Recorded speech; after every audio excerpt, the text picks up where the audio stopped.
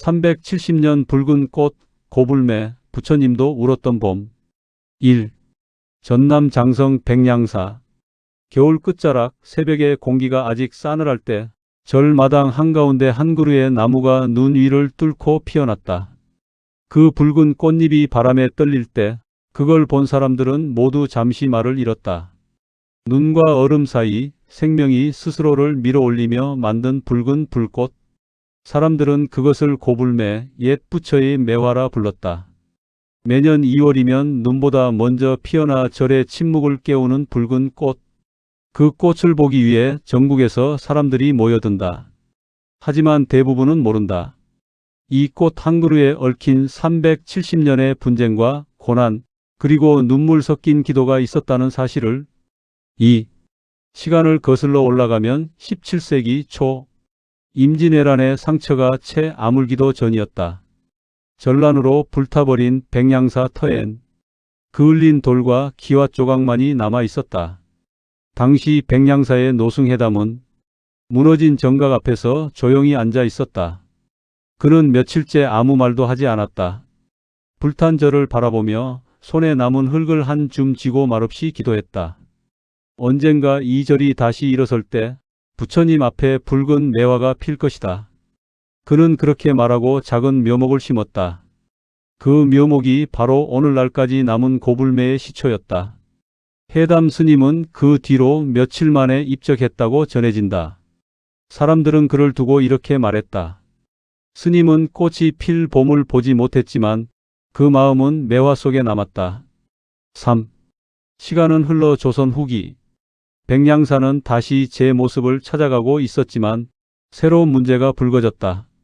고불매의 주인은 누구인가?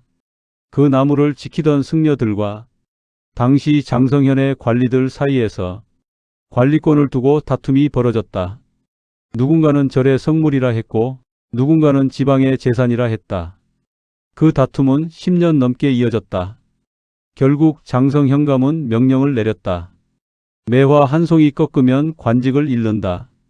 그만큼 이 나무는 이미 신앙의 대상이자 권력의 상징이 되어 있었다. 고불매는 꽃을 피울 때마다 관청의 눈과 절의 기도가 부딪혔다. 사람들은 꽃을 보며 경건해졌지만 그 뒤에 숨어 있던 건 늘 인간의 욕심이었다. 4. 1910년 나라가 무너졌다. 그리고 또 한 번 고불매는 위기를 맞았다. 일본 관리가 저를 찾아와 말했다. 이 나무는 일본 천년기념물로 지정하겠다. 그 말과 함께 그들은 가지 하나를 베어 표본으로 가져가려 했다. 그때 한 스님이 그 앞을 가로막았다. 그는 매화 앞에 무릎을 꿇고 팔을 벌리며 외쳤다. 꽃은 국적이 없습니다. 다만 생명을 피웁니다. 그는 곤봉에 맞아 쓰러졌지만 나무는 베이지 않았다. 며칠 뒤 그 이야기는 지역 신문에 실렸고 사람들은 그를 고불매를 지킨 스님이라 불렀다. 그 이후부터 고불매는 단순한 나무가 아니라 지켜야 할 존재가 되었다. 6.25 전쟁이 터졌다. 백냥사 역시 피난민으로 가득 찼다. 그해 겨울 식량과 땔감이 떨어지자 사람들은 고불매를 바라봤다. 나무 하나면 불 피워 며칠은 살 수 있을 텐데 그때 노승 한 명이 나무 앞에 서서 말했다. 이 나무는 불이 아니라 기도다. 그 말에 모두가 도끼를 내려놓았다. 그날 밤 눈보라 속에서도 고불매는 고요히 붉은 꽃을 틔웠다고 한다. 그 이후로 사람들은 이 나무를 살아있는 부처님이라 불렀다. 6. 매년 봄 백냥사 마당에 꽃잎이 흩날릴 때면 항상 그 아래에 앉아있는 스님의 그림자가 보였다고 한다. 사람들은 속삭였다. 그건 고불매를 심은 해담 스님일지도 몰라.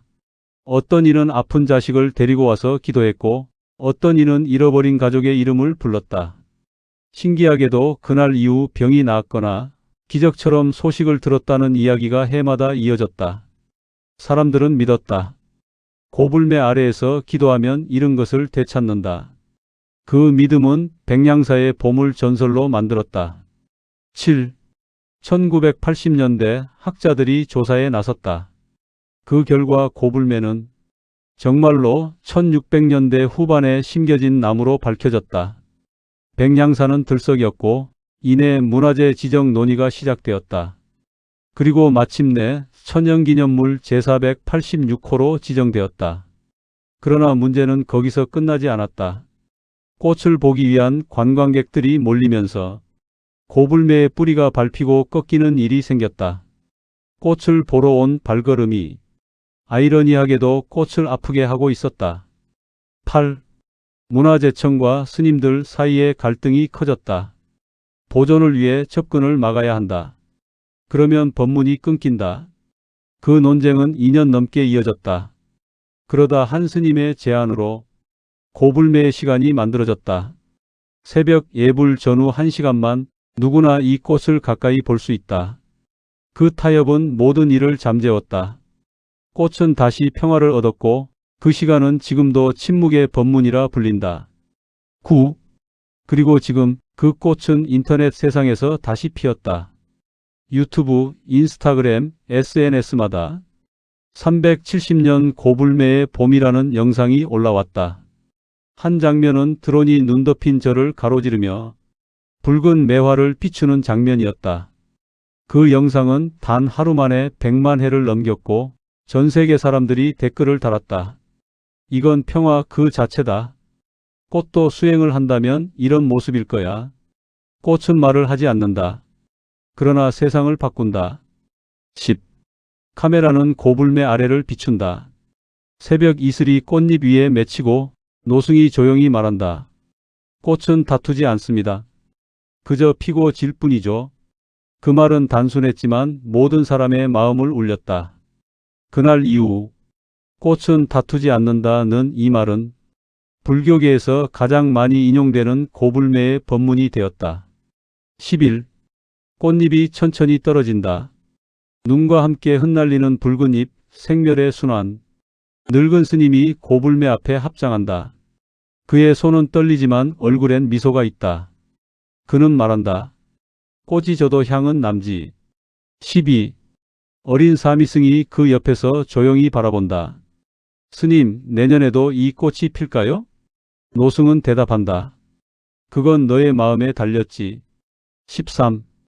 백냥사 정경. 고요한 산 아래 붉은 점처럼 빛나는 매화 한 그루. 세상은 변했지만 봄은 여전히 이곳으로 온다. 14. 370년 동안 한자리를 지킨 붉은 매화. 그 꽃은 부처님의 마음이었을지도 모른다. 눈이 와도 전쟁이 와도 그는 단 한 번도 흔들리지 않았다. 그저 피고 또 졌을 뿐이다. 15. 새벽 종소리가 울린다. 하얀 안개 사이로 붉은 꽃잎이 흩날린다. 그리고 모든 소리가 멈춘다. 꽃은 다투지 않는다. 그저 피고 질 뿐이다.